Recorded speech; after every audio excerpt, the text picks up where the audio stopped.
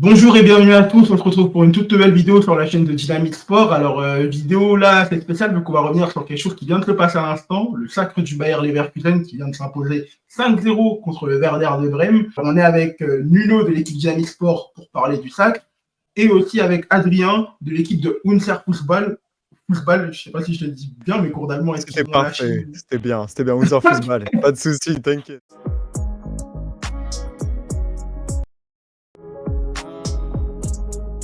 Récapitulatif de la saison, du coup pour le Bayer Leverkusen, aujourd'hui on est à 79 points en 29 journées, 25 victoires, 4 matchs nuls, donc ils n'ont jamais perdu pour l'instant. Ils ont fait 2 matchs nuls à domicile, 2 matchs nuls à l'extérieur, 12 victoires de chaque, pareil, très équilibré. C'est une équipe qui est la deuxième meilleure attaque de Bundesliga, avec, attention, je ne me trompe pas, 74 buts. Meilleure défense et de très très loin, avec 19 buts encaissés seulement. Donc aujourd'hui, c'est aussi l'équipe qui a la meilleure goal difference, le meilleur goal average. Donc c'est une équipe qui a complètement surdominé son championnat, 16 points d'avance sur le deuxième, le Bayern Munich. Je crois que ça faisait assez longtemps que ce n'était pas arrivé autant d'écart. Déjà que le Bayern ne soit pas champion, ça faisait assez longtemps. Ça faisait 11 ans, ouais. Ça faisait 11 ans, ça faisait 11 ans qu'ils faisaient les 11 ans d'affilée, et là c'est les 11 ans qui se terminent pour le Bayern.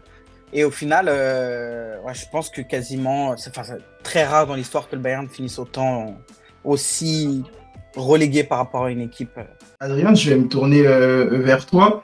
Déjà, qu'est-ce que toi tu penses de ça, vu que tu suis le foot allemand et que tu supportes un autre club du foot allemand, qu'est-ce que tu suis avec un regard plus ou moins extérieur? Je sais quel club tu supportes, du coup, je vais te laisser présenter, parler de tout ça.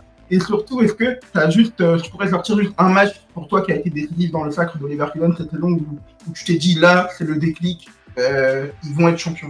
Déjà, je vais faire une petite présentation. Alors oui, Leverkusen a fait une saison qui est quand même exceptionnelle et il faut les féliciter parce que pour l'instant, ils partent sur une saison un peu comme les invincibles d'Arsenal. Donc ils sont D'ailleurs, on dit elle a fait, invaincus. mais elle n'est même pas finie en fait la saison. Et c'est ça en fait, c'est ça. Tu vois, ils sont sur 29 matchs, 25 victoires, 4 matchs nuls, ce qui est quand même exceptionnel.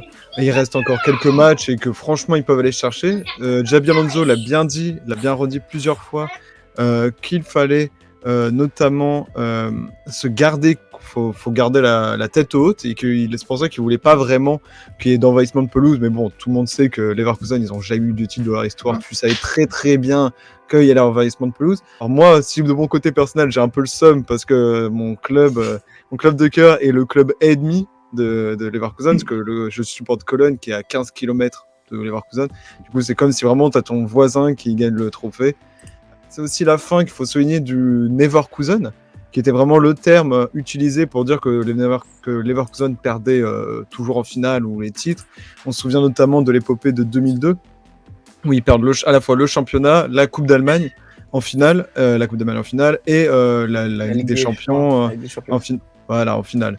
Non, c'est pour ça qu'il faut vraiment souligner le travail énorme qu'a fait Xabi Alonso et aussi le talent de certains joueurs. On va reparler, je pense, de Florian Wirtz qui, ce soir, a mis un triplé en sortie de banc, parce qu'il est rentré à la 45e, il a mis un triplé en seconde période. C'est un malade. Il a été formé à Cologne, je le rappelle tout le temps. Mais bref, il a été formé chez nous, mais on se l'est fait piquer d'une façon pas gentille. Je pense que la question, si j'avais un match référence, je pense que c'est... en vrai, j'ai envie de dire, je vais peut-être prendre la facilité, mais j'ai envie de dire la victoire face au Bayern. Sur le match retour, quand ils leur mettent les 3-0, là tu te dis, bon, je pense qu'ils vont être champions et que c'est un peu foutu pour derrière. Parce que si on commence à faire des matchs références, il y en a énormément, parce qu'il y a des matchs où, même en Coupe d'Allemagne, où ils gagnent un peu au ras des fesses, mais à chaque fois, ils arrivent, ils ont cette puissance, on en reparlera, c'est leur mental d'acier pour marquer en fin de match. C'est que plusieurs fois, c'est à la 89e, 90 qu'ils mettent les buts victorieux. Et non, c'est pour ça, il faut juste les féliciter. Ils ont été exceptionnels. C'est une saison qui n'est pas finie, parce qu'ils sont en finale de Coupe d'Allemagne. Ils ont le championnat, mais on a bien compris qu'ils veulent rester invaincus jusqu'à la fin de saison. Ils ont aussi, je crois, battu l'un des records de la Juve de matchs sans défaite. D'enchaînement de matchs sans défaite, il faudrait que je vois la stat, et même voilà, ils sont encore en lice en Ligue Europa où ils ont fait un match magnifique face à West Ham, mais genre c'était fabuleux. Donc c'est une équipe qu'il faut continuer à voir et qui est prometteuse, et on est fiers d'avoir un champion allemand de cette sorte. Le match face à West Ham, les statistiques du match. Oui, c'est violent. Absolument effrayant. Ah mais c'est violent. Là, je les ai sous les yeux. Ils ont 2,5 XG, 70% de possession, 33 tirs à 1. Mm. 11 tirs cadrés. Ils ont pas existé en passe. Ils ont vraiment atomisé West Ham. Il a fait pas match. Mais tu vois, quand on reparle par exemple des matchs en Europe, du match notamment face à Karabag, ou alors que Karabag ils avaient un carton rouge, ils ont quand même gagné 3-2 à l'arrache. En fait, c'est sur certains matchs où alors tu qu'ils te dis. perdaient 2-0 même. C'est ça, ils perdaient 2-0 ils sont remontés. Et non, c'est pour ça qu'il y a des matchs où. Il y a des matchs où ça a été tendu, mais ils ont toujours gagné. Même voilà, l'un des derniers matchs face à l'Union, ils gagnent 1-0 alors que l'Union a un carton rouge. Il y a eu des moments où on a cru que ça allait pas se faire, et au final, avec leur mental, et voilà, c'est. Et en plus, pour une fois, j'ai envie de dire, ce qui est beau, c'est que ces dernières années, ça a toujours été des champions où on était en mode. Ouais, c'est les champions un peu à l'arrache. Par exemple, l'an dernier, c'était le Bayern qui gagnait à la dernière parce que Dortmund avait foiré. Et là, c'est pour une fois, c'est un vrai champion, taille de champion. C'est vraiment genre, tu ne peux absolument rien dire. Ils ont 0 défaite. L'équipe qui a le moins de défaites, c'est Dortmund avec 5. Ils ont 0 défaite, 25 victoires et 4 matchs nuls. C'est fou, c'est lunaire. Ils prennent pas de but, ils en marquent plein. Il n'y a rien à dire. Même le Bayern n'a jamais réussi en son histoire à rester invaincu jusqu'à la fin de la saison. Donc s'ils le font, ça sera encore la saison la plus belle. Et on parle même déjà d'avoir un trophée en or. Donc en vrai, c'est la folie. Au final de Coupe d'Allemagne, où ils sont face à un club qui est en pleine dérive en 2e division allemande, s'ils remportent la finale, bon, ils devraient le remporter, mais on ne sait jamais avec les finales. Et s'ils vont loin en Coupe d'Europe, je pense que ça va être peut-être l'une des plus belles saisons de l'histoire du championnat allemand. Je ne vais pas vous mentir, je pense que ce serait l'une des plus belles saisons. Même si on a vu des Bayern remporter des triplés ou autres, je pense que concrètement, ça peut être l'une des plus belles saisons. Mais elle rentrera dans le top 3, je pense, certainement. Hein. Oui. Je voulais plus après aborder si chacun voulait donner un joueur clé. Le défi, ça va être chacun de donner un joueur et de dire rapidement pourquoi c'est ce joueur-là qui choisit. Moi, je vais prendre le joueur qui a le plus joué de matchs sous Xabi Alonso. 42 matchs, 41 titularisations, 11 buts, 15 passes D, toutes compétitions confondues, alors qu'il est défenseur gauche sur le papier. Alejandro Grimaldo. C'est exceptionnel. Il vient du Benfica qui a fait une top saison l'année dernière, mais personne ne le voyait à ce niveau-là. Et en fait, c'est pas forcément un joueur clé. Enfin, c'est un joueur clé, mais c'est juste pour montrer à quel point les pistons ont été essentiels. Parce que j'aurais pu parler de lui, mais j'aurais pu parler de Frimpong. Et à quel point le jeu de Xabi Alonso a métamorphosé aussi ces joueurs-là, quoi. Je pense que Grimaldo, tout le monde savait l'année dernière, il s'est tiré les coups de pied arrêtés, il a une très bonne frappe de loin. On a déjà vu mettre des gros buts en Ligue des Champions, des buts magnifiques de loin. Mais pour le coup, cette année, il a choqué tout le monde. Il y a plein de joueurs dont on peut parler, mais je vais juste mettre en lumière 2 joueurs qui ont quand même été essentiels aussi. Dans la défense centrale, bon, il y a Tar qui est vraiment je sais pas si je le dis bien d'ailleurs, Tar qui est vraiment le défenseur qui est stopper. Et à côté, tu as avec lui Odilon Kosunu et Edmond Tapsoba qui sont vraiment 2 défenseurs centraux qui sont importants dans la fuite de Xabi Alonso. Ils sont capables de monter aussi pour apporter encore plus de soutien aux attaquants qui sont en plein gegenpressing, donc qui récupèrent les ballons assez haut. Mais c'est des joueurs aussi qui savent que la philosophie, il y a 5 joueurs qui attaquent et eux, ils font partie de 5 qui défendent. C'est-à-dire que même s'ils montent, ils sont capables de monter, ils savent que leur mission principale, c'est surtout de défendre. Et en fait, j'ai trouvé que leur travail sur cette saison était vraiment hyper bien et a été bénéfique pour les Leverkusen, justement de par leur rapport, alors qu'on sait que c'est pas vraiment leur qualité de base. Et je pense que c'est Xabi Alonso qui leur a appris ça, de manière à pouvoir plus se muer en tant que des vraies ailes offensives pour l'équipe de Leverkusen qui était vraiment qui en avait vraiment besoin pour mettre à bien son gegenpressing et récupérer le ballon de manière très haute. Et même pour aussi attaquer et étouffer son adversaire, quoi. Moi, j'allais vraiment faire la phrase de dire moi, mon joueur préféré, c'est le collectif, tu vois. Non, mais c'est vrai que quand tu regardes le 11 de départ, moi qui suis un peu la Bundes depuis pas mal de temps, mais tu vois, par exemple, il y a des Radecki, même le gardien, il y a quelques saisons, il était vraiment considéré comme celui qui faisait toujours les bourdes, qui n'était pas sûr de lui, et tout ça. Et là, ok, il a une défense, il a une équipe incroyable, mais qu'est-ce qu'il a fait comme arrêt cette saison? Qu'est-ce qu'il a été important pour sauver les Leverkusen? Alors, c'était pas de lui que je voulais parler, mais j'avais envie de le souligner. Mais en vrai, je pense que le joueur, évidemment, qui, moi, me fait rêver, c'est Florian Wirtz. Il n'y a pas d'autre chose. Évidemment, formé à Köln, je veux dire, à chaque fois que je dis son nom, hein, je vais vous embêter. À chaque fois. J'avais un pote qui m'avait dit, ouais, tu vois, le rôle de numéro 10 au foot, il commence un peu à mourir, il n'y en avait plus des grands. Et ben, je pense que lui, il va devenir l'un des plus grands numéro 10 dans les prochaines années. Et même là, il s'installe déjà comme un créateur de génie. Un buteur, il vient de mettre un triplé encore ce soir. Un passeur, il est partout. Il est juste exceptionnel. Et c'est un joueur qui, franchement, si vous aimez le foot, les constructions, c'est juste un plaisir. C'est du bonbon. C'est un bonbon à regarder. Avec les stats, si on fait les stats, il a 11 buts, il a 10 passes D. Faut se rappeler que l'an dernier, il se fait les ligaments croisés. Il revient dans une forme athlétique exceptionnelle. Il revient dans un groupe aussi. Faut se rappeler qu'avant que Xabi Alonso arrive, le groupe n'allait pas bien du tout en championnat. Et après, il y a eu après Xabi Alonso, même au tout début, il avait pas mal enchaîné de matchs. Il avait perdu. On s'était dit bon, bah peut-être ça va pas être la bonne saison. Franchement, le groupe, quand on regarde en début de saison, on se dit que c'est un beau groupe. Mais on ne sait pas si ça va tenir tout le long. On se dit, voilà, il y a toujours le Bayern, même le Bayern qui est un peu en transition, qui était un peu... On savait que ça allait être compliqué, mais de se dire que ce groupe-là, avec... voilà, j'ai envie aussi de citer Granit Xhaka, je te le rajoute. Allez, dans la pêle-mêle, je te rajoute Granit Xhaka. Genre, tu vois, aujourd'hui, Wirtz, c'est le joueur le most valuable...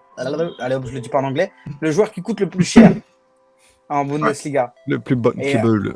Voilà, alors que quand tu regardes, sur Transfermarkt, alors que quand tu regardes la Bundesliga, t'as Kane, t'as Musiala, t'as quand même des sacrés joueurs, et le Bayern en général trust toujours les premières places de ce classement, avec parfois quelques pépites de Dortmund, mais Wirtz qui revient des ligaments croisés et qui là fait partie des joueurs les plus chers du monde en fait. Quand tu regardes ce qu'a fait Frimpong, je pense que là t'es sur le latéral droit le plus cher. J'ai pas regardé, j'ai pas vérifié, mais tu dois être sur au moins facilement top 3. Grimaldo, ce qu'il a fait, ouais, moi je trouve ces trois joueurs, ça montre trop à quel point Xabi Alonso a réussi à les métamorphoser, quoi. Ça se voyait déjà l'année dernière. Pour ceux qui étaient déjà là, on a déjà vu de grandes différences depuis quand il est arrivé. Mais ouais, cette saison, c'est absolument fou. Et tu vois, tu disais 11 buts, 10 passes D, mais ça, c'est que en Bundesliga. Oui, c'est ça. 17 buts, 18 passes décisives, toutes compétitions confondues. 18, c'est énorme. Là, on est à 35 buts, 35 goal and assist. C'est assez fou. Pour un joueur de son âge et de son potentiel, on peut se dire vraiment que ça ne peut aller que mieux, quoi, dans les prochaines années, en fait. Je vois beaucoup de gens parler du jeu de style de Xabi Alonso, mais s'il y a deux styles qui se dégagent, c'est déjà de 1, le gegenpressing dont j'en ai parlé tout à l'heure. On sent que ça lui est venu vraiment de ces années à Liverpool, ou même au Bayern d'ailleurs, où en fait le but c'est vraiment d'aller attaquer haut, étouffer l'adversaire de manière à ce que, et surtout les latéraux, de manière à ce qu'ils puissent ensuite jouer dans l'axe, et que dans l'axe c'est une sorte de box qui se crée, où t'as Palacios et Xhaka qui font du marquage en zone, vraiment de manière à récupérer très vite le ballon. Et après, à côté de ça, tu as aussi un jeu de possession où là, on sait tous qu'il a eu Guardiola comme maître, on va dire, qu'il a pris comme exemple, où vraiment, tu as ce même jeu que tu as à Kitty, où en fait, le but de chaque joueur, c'est de créer des losanges pour qu'à chaque fois, le porteur de ballon ait une ou deux solutions. Et au final, tu vois que c'est ce qui marche en Allemagne. Donc concrètement, sur l'effectif, on parlait tout à l'heure, on peut avoir un 3-4-2-1, qui c'est l'effectif sur le papier. En fait, je te rends compte que sur des phases offensives, ça passe en 4-2-4. En vrai, tu as déjà très bien résumé, mais ce que j'aimerais aussi dire, c'est aussi une certaine liberté dans le jeu que je trouve très intéressante. Par exemple, je pense que sur ce match, on a pu voir un peu un exemple pour ceux qui n'auraient pas trop vu de match de cette saison.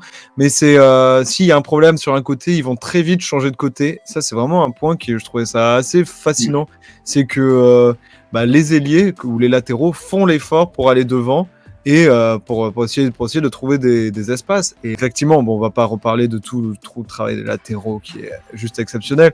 Il faut aussi dire que Leverkusen aussi a des très bons tireurs de pied de loin, des coups de pied de loin. Il y a eu beaucoup de buts, notamment de loin. On a encore vu là avec Florian Wirtz ou Xhaka qui sont vraiment des très bons là-dedans. Et c'est une équipe qui est bon un peu sur tous les plateaux. Ce qu'on peut se dire, ok, s'ils font le truc sur les ailiers, ils font le ballon devant, c'est assez simple. Mais il y a pas que ça dans le jeu de Leverkusen. T'as vraiment, tu peux avoir des frappes de loin, tu peux avoir des constructions qui sont magnifiques. Quand tu regardes les buteurs, il y a énormément de buteurs côté Leverkusen. C'est pas qu'un seul attaquant qui marque. Tu peux avoir, ok, t'as Boniface, mais quand Boniface n'était pas là, il y a eu Schick qui était en remplacement. Il y a aussi Hoffman qui marque, il y a Xhaka, il y a Wirtz. En fait, t'as tellement de joueurs qui peuvent marquer.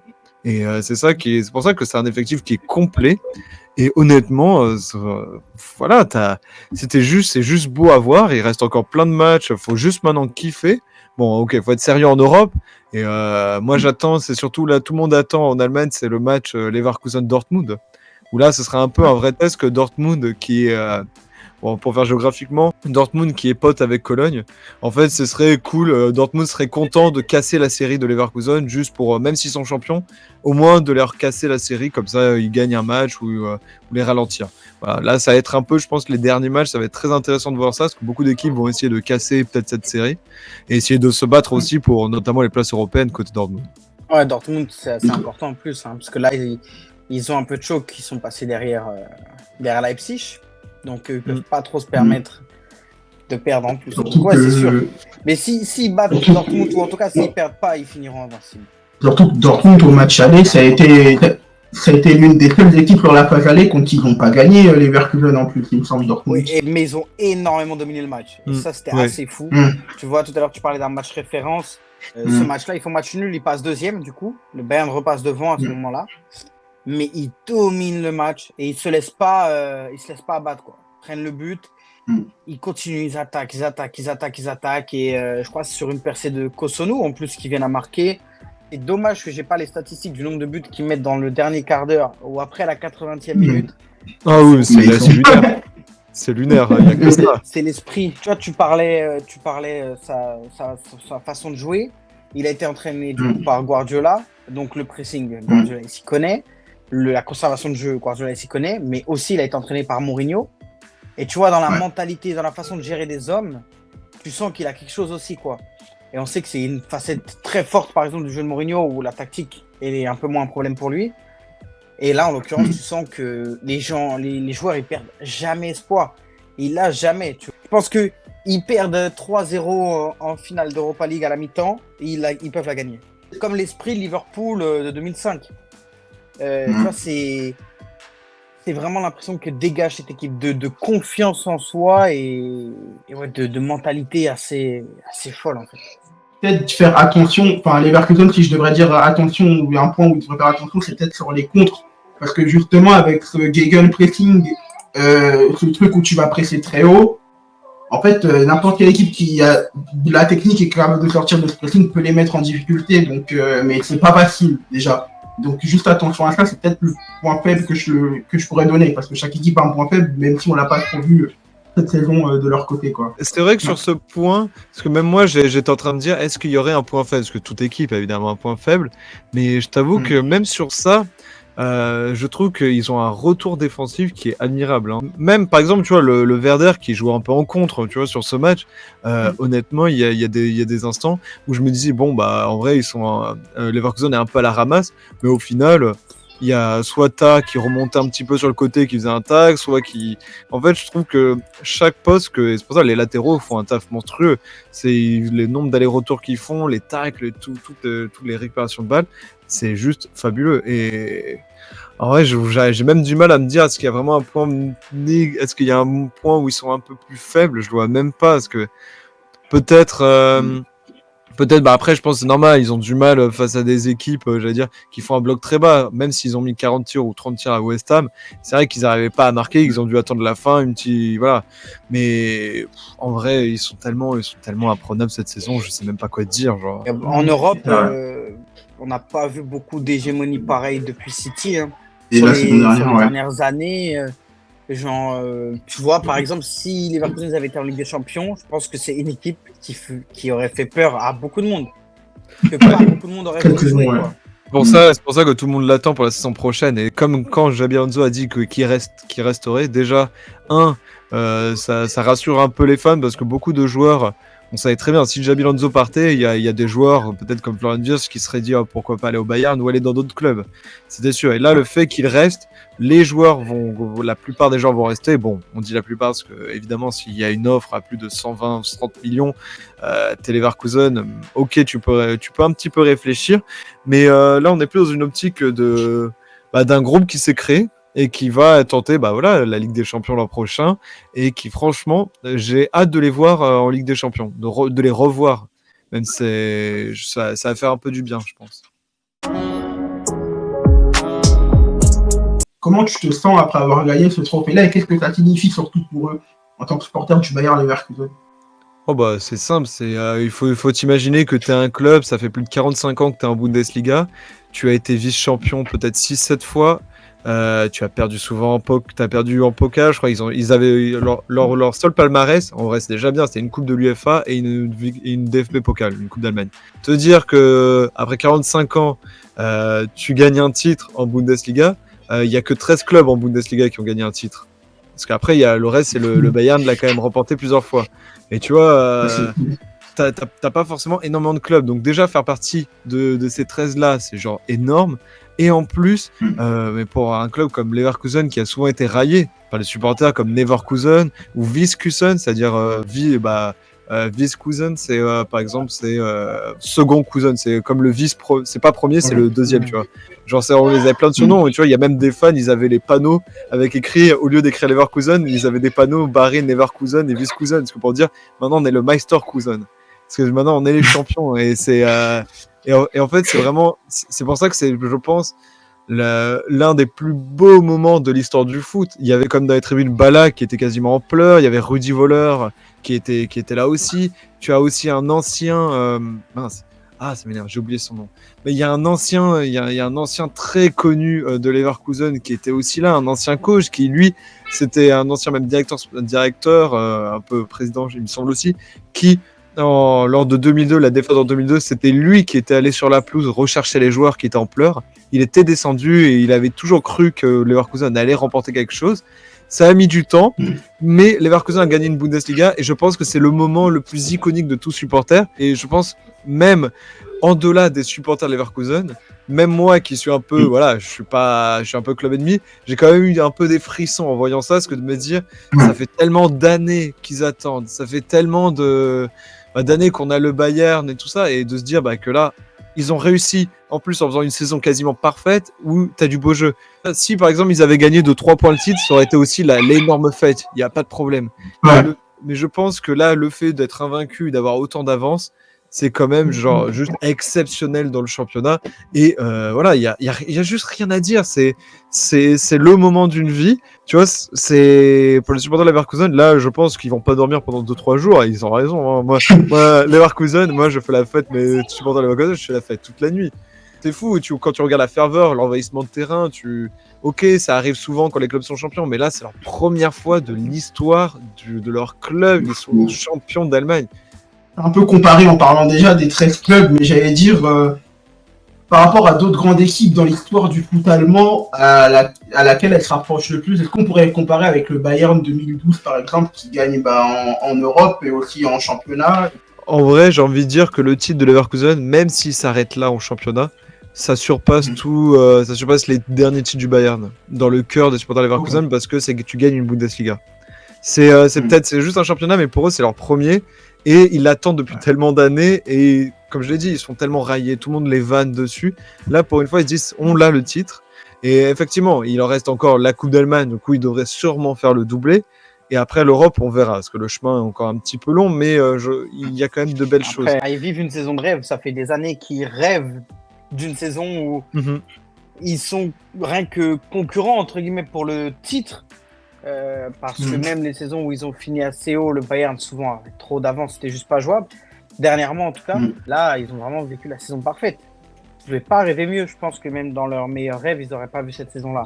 Mais c'est quel exploit d'avoir gagné un titre avec Ballack dans le stade. Quel exploit. L'énorme château. C'est fou, j'avoue. Et je voulais juste mentionner ce que le personne que j'avais oublié de mentionner, que j'ai envie de mentionner, qui doit être mentionné, parce que c'est une personne qui est très importante dans le championnat allemand, qui est très connu. Il s'appelle Rainer Kallmund. Alors peut-être que ça vous dit pas grand-chose, mais en gros, il a été le directeur général de Leverkusen de 1976 à 2004. Et en fait, c'est un grand monsieur. C'est vraiment un grand monsieur du foot. Il était présent au stade. Alors, je pense que beaucoup de gens peut-être se souviennent, peut-être lors de la finale 2002, d'un monsieur qui était avec un bidon, mais énorme sur la pelouse. À la fin du match, il était vraiment très, très, très, très, très gros. Et en fait, c'était lui qui était venu, quand les joueurs étaient en pleurs sur la pelouse, qui était mal, c'est lui qui est venu relever les joueurs pour dire, voilà, vous êtes quand même battus, vous êtes allés en finale, c'était exceptionnel. Et c'est pour ça que ce monsieur, je suis tellement heureux pour lui juste heureux pour lui de voir enfin son club titré en Bundesliga, parce que c'est un grand monsieur du foot. Et voilà, c'est juste, voilà, il y a Ballack, il y a aussi Rudi Völler, il y a de grands joueurs qui sont passés. C'était vraiment un jour de fête.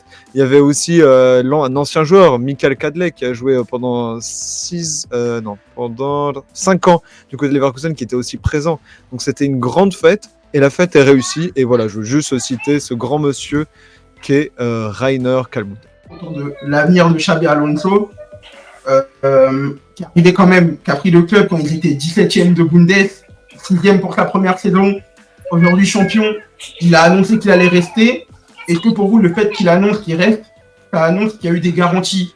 Alors déjà, on lui a dit directement que c'est lui qui va faire quasiment son mercato. Il a déjà réfléchi à quelques joueurs. Il y a déjà des petits noms qui circulent, et des joueurs très prometteurs en plus.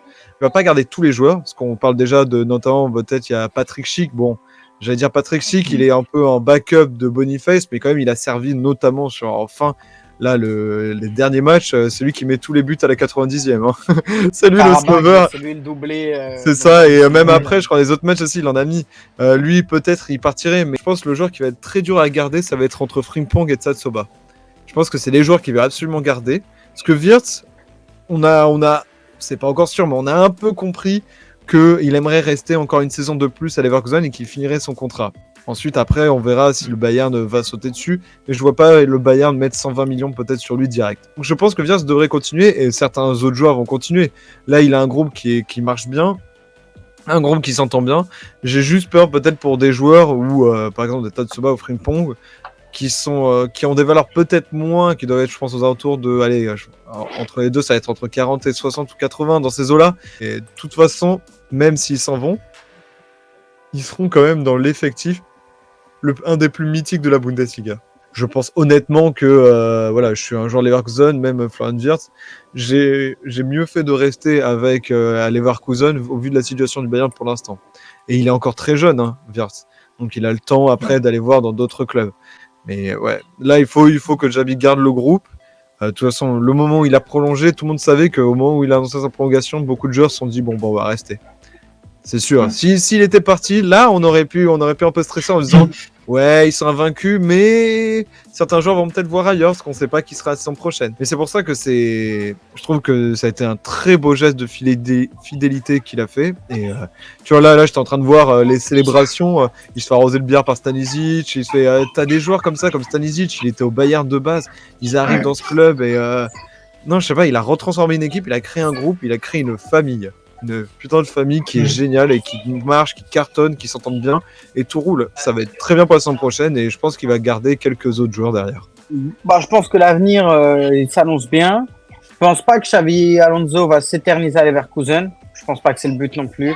Non. Je pense que derrière, il va faire la saison prochaine pour faire avec des champions, pour découvrir ça avec des joueurs qu'il connaît, une équipe qu'il connaît bien, qui est stable. Je pense que, comme l'a dit Adrien, la plupart des joueurs vont rester.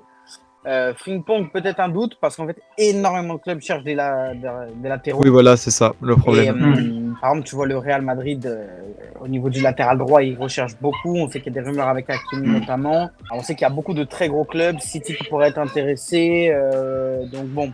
Le Bayern aussi. Mais je pense que pour le coup, il n'y aura aucun joueur de Leverkusen qui partira vers le Bayern. C'est vraiment la rhétorique un peu Monaco 2017, les joueurs qui disaient pourquoi je vais aller au PSG alors qu'on vient d'être champion. Moi, je peux avoir mieux. Je pense pas tu vois. Puis le Bayern, est-ce qu'ils auront les sous de mettre ce qu'il faut pour un latéral droit de ce niveau?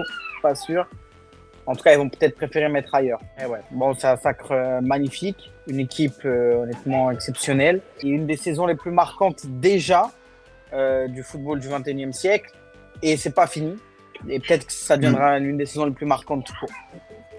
Merci. En tout cas, merci à vous les gars. Bon courage Adrien pour Cologne et merci à toi.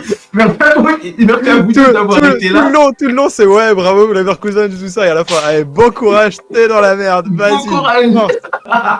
Souhaite-moi aussi bon courage, parce que pour mardi, c'est sur le Barça et ça va être compliqué. Ça va être compliqué. Ouais. En tout cas, merci à toi Adrien d'avoir été là, et du coup indirectement aussi à l'équipe de Football qui a accepté aussi d'être présente dans cette vidéo. Nuno, merci à toi comme souvent d'être là et n'hésitez pas à vous abonner, à liker cette vidéo si vous avez aimé le contenu. Pour le Bayer Leverkusen, n'hésitez pas à liker et on se dit à la prochaine sinon donc à plus. Ciao.